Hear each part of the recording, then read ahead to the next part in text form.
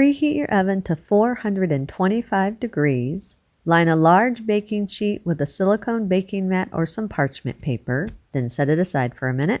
Cut 1 large bell pepper in half vertically so you have 2 equal halves.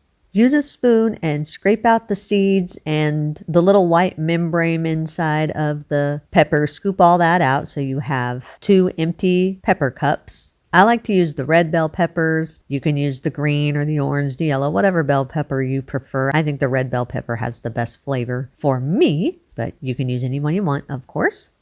Once you've got the bell peppers all scooped out, place them on your prepared baking sheet and set them aside for just a minute.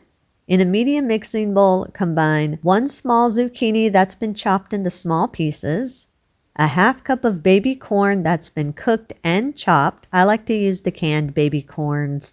It's roughly around 4 of the canned baby corns that you chop up. And yes, as I always tell you when I use baby corn is keto friendly. Yes, yes.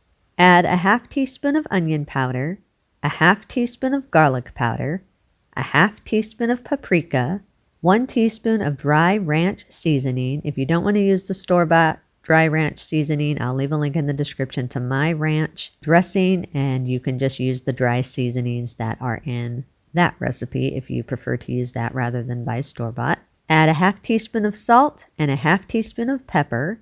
Stir everything together until everything is fully combined and the zucchini and corn are coated with the dry seasonings. You can change or adjust the dry seasonings according to your personal taste.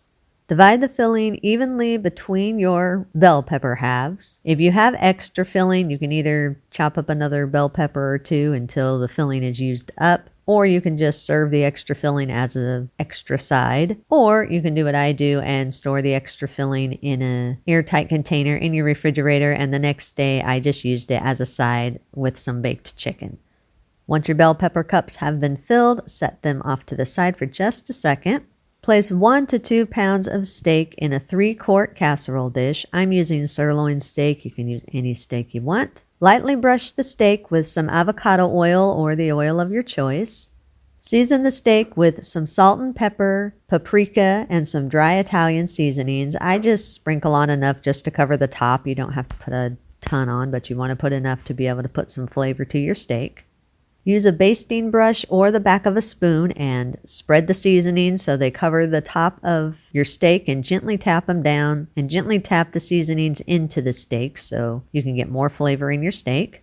Then place the dish that has the steak in it and the pan that has your bell pepper halves. Put them both into your preheated oven, then bake at 425 degrees for 15 minutes. After 15 minutes, remove the bell pepper halves, leave the steak in. Then top the bell pepper halves with some shredded mozzarella cheese. You can put however much you want. I just like to put a layer that's enough to cover the top. Then place the bell pepper halves back into the oven with your steak. Cook for about 5 more minutes or until the cheese is completely melted and your steak is done to your desired level of pink. I like to leave a tiny bit of pink in mine. I don't like a lot of pink, but depending on how pink or non-pink you like your steak, that would be how much you would leave your steak in there for. Let the steak and the peppers sit at room temperature for about 5 minutes so everything can continue cooking and the flavors can set in a little bit.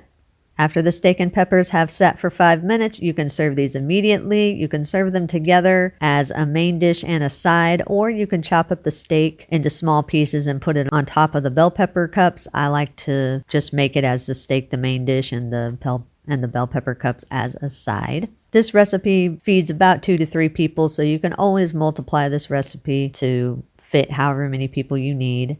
If you do have any leftovers of it, allow it to cool completely, and you can store this in your refrigerator for up to 3 days. Eat and enjoy. And that's our recipe of the day. I hope you enjoyed it. If you did and want to see more videos like this, make sure you click that thumbs up like button, click that subscribe button, leave me a comment if you want to. Let me know if there's any recipes that you'd like to learn how to make, and I'll do what I can to get those out there for you. And as always, keep cooking.